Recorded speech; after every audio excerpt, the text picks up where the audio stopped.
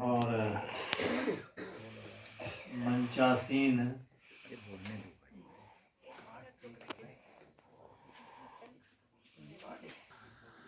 श्रीमती सुमति मिश्र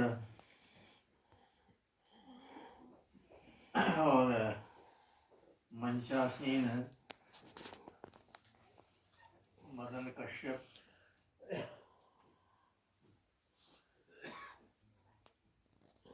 राम कुमार जी कृषक, ज्योतिष जोशी और सामने बैठे हुए साथियों,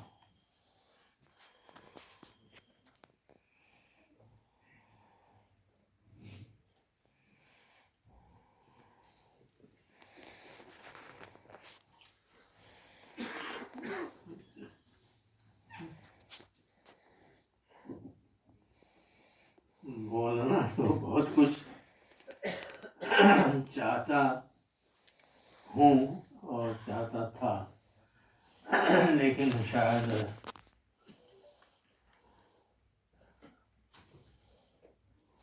इमोशंस का आक्रमण इस तरह से हो रहा है कि समय लग सकता है।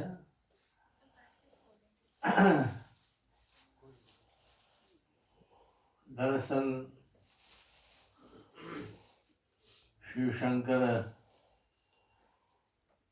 जी से मेरी पहली मुलाकात जो हुई वह 1965 में हुई थी।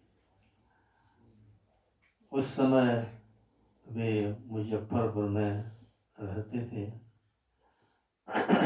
और मैं पटना में होता था।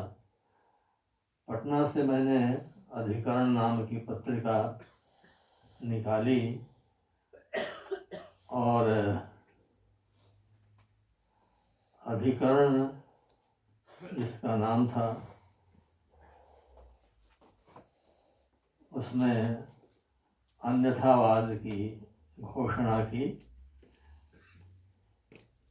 इस बात से वे काफ़ी खुश थे। अक्सर साहित्यकारों में एक ईर्ष्या की भावना अन्य जगह भी है, होती है, लेकिन शिवशंकर जी में जहाँ जो कुछ उनको अच्छा लगता था उसकी तरफ वो झुकाव रखते थे। जब पत्रिका उन्होंने पढ़ी मुजफ्फरपुर में तो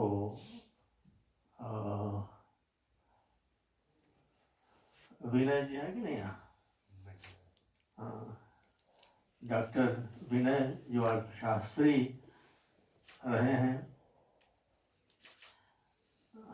जिंदा है भी, रविंद्र IPS पटना में रहते हैं। इन दोनों को लेकर वे पटना पहुँचे और जहाँ तहाँ मेरी खोज में लग गए। दरअसल अधिकरण निकालने के बाद मैं एक तरह से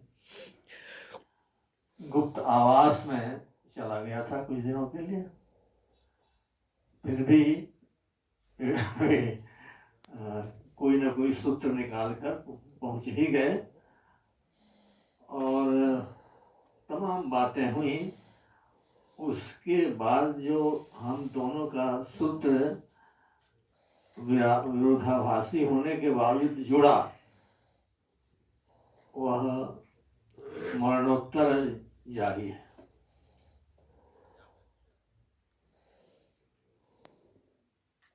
बहुत सारी चीजें हैं। रांची जब मैंने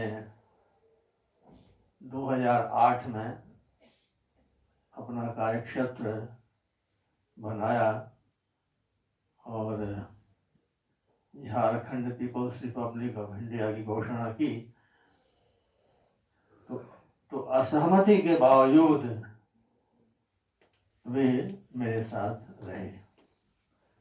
रवि भूषण ने इस पर लेख भी लिखा और कई क्रांतिकारी ग्रुपों ने रांची असेंबली घेराव में सहयोग करने के लिए और रिपब्लिक की तरफ, भारत के अंदर ही रिपब्लिक के अंदर को सराहा। खैर, जब मैं हिरावल निकालता था तो उस समय भी उनकी एक कविता बहुत ही विचारवान कविता थी, वो मैंने निकाली। जो भी जहाँ कहीं भी वे करते थे मुझे सूचना जरूर देते थे। यद्यपि विद्रोह आंतरिक और बाहरी दोनों तरह का विद्रोह हम लोगों में कॉमन था, बाकी विचारधारा जैसा कि प्रियदर्शन ने लिखा है कि वे मार्क्सवाद के नज़दीक थे, सो थे। और यहाँ तक कि जब मैंने रहबर जन्म शताब्दी के लिए रांची में एक आयोजन किया तो उसकी अध्यक्षता का भार मैंने शिवशंकर जी को ही दिया था। और उस समय नवसरभारा सांस्कृतिक मंच की तरफ से यह आयोजन था, तो नवसरभारा की अवधारणा को उन्होंने बढ़ चढ़ कर स्थापित करने की कोशिश की, जो मेरे और उनके बीच की बातचीत पर आधारित था। तो इस तरह से वो जहाँ कुछ नया उनको लगता था उसके प्रति वे लगाव महसूस करने लगते थे, लेकिन अपनी जमीन पर रहते हुए ऐसा नहीं था कि उछल कर शामिल हो जाए, चले जाए। किसी तरह का लोभ लालच साहित्यिक में था ही नहीं, जिसको बहुत ही बारीकी से साथियों ने व्यक्त किया है। कृष्णा जी ने व्यक्त किया, ज्योतिष जी ने व्यक्त किया, सब लोगों ने व्यक्त किया। तो मेरे और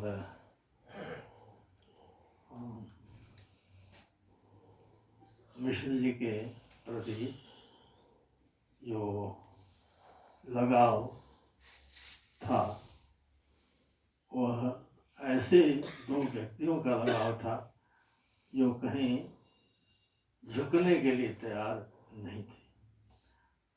ये दोनों में ऐसी बातें थी।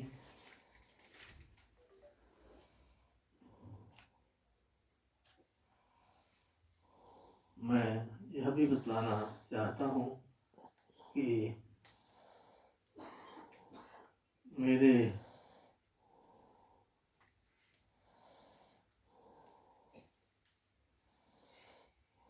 बारे में, मेरी कविताओं के बारे में जहाँ जो कुछ लिखा गया था उसे लगभग 150 पृष्ठों में मुकेश मानस ने संकलित किया था। उसका संपादन पुस्तकाकार रूप में मिश्र जी ने किया और भूमिका भी उसकी लिखी। 1978 में हिरावल में मेरा एक लंबा काव्य छपा था।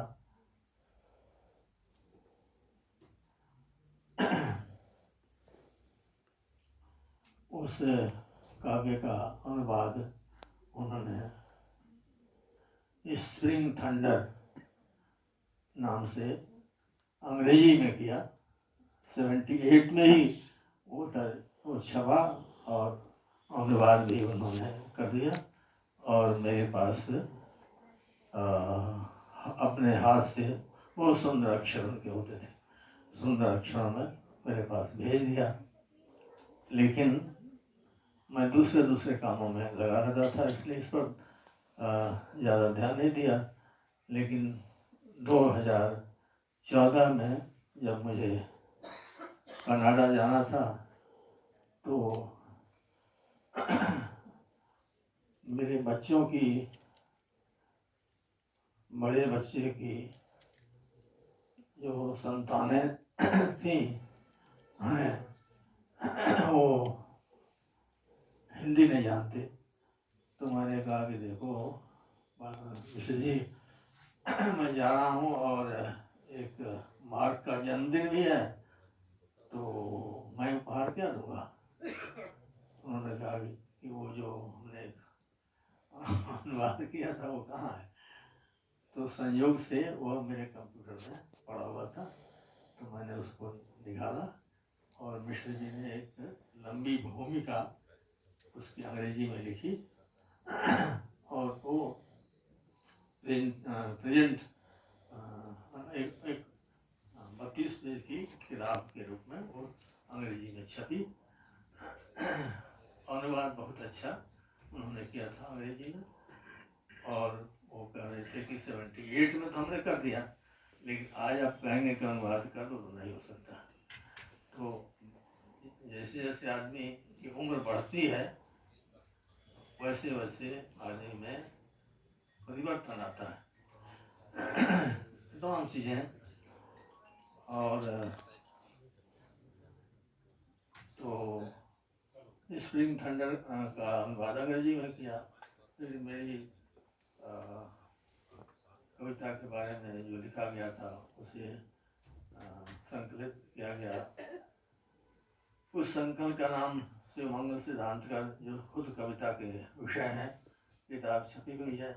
मेरी बहुत सारी चीज़ें जो छपी पड़ी हैं जहाँ तहाँ, लेकिन लोगों को उपलब्ध नहीं है, क्योंकि ऐसे प्रकाशक ने छापा जो प्रचार कर नहीं सकता, और किसी बड़े प्रकाशक के यहाँ मैं जा नहीं सकता। ये शुरुआत में तो मैकमिलन कंपनी ऑफ इंडिया ने 1974 में मेरी किताब छापी और वो बहुत ही प्रसिद्ध हुई, निराला और मुक्तछंद। उसके पहले दिल्ली पुस्तक सदन ने जो छापी उस आलोचना से आलोचना वही प्रसिद्ध हुई। लेकिन इस बात के प्रति वो मुझे ही कोसा करते थे कि आप जो ये दूसरे कामों में लग गए हैं, तो ये जो काम जो साहित्य का है वो बहुत ही आप तरजीह नहीं दे पा रहे हैं। तो शिकायतें चलती रहती थी। लेकिन मिश्र जी जैसा आदमी अब तक मैंने नहीं पाया जो इतने व्यापक तरीके से शास्त्रीयता का अध्ययन करके बैठा हुआ हो और शास्त्रीयता को नवीनता आगे के समय के साथ जोड़ता हो। तो यह बात मुझे अच्छी लगती थी कि वे समय के साथ उस शास्त्रीयता को, वो चाहे छंद हो, चाहे गज़ल हो, चाहे कोई विषय हो, जोड़ते रहते थे। पिछले दिनों मैंने एक आदमी की कविता पुस्तक का लोकार्पण करते समय पटना में कहा था कि आप लोग बिंब और क्या क्या जो है पुराने जमाने का क्यों उठा कर लाते हैं। आज विज्ञान ने इतने सारे इमेजेस आपको दे दिए हैं जिन पर कभी ध्यान नहीं जाता। तो संवेदना बदली है और उस संवेदना को अरेस्ट करने, उसे व्यक्त करने के लिए साथियों को आगे आना होगा। तो मैं विशु जी की स्मृति का नमन करते हुए इन बात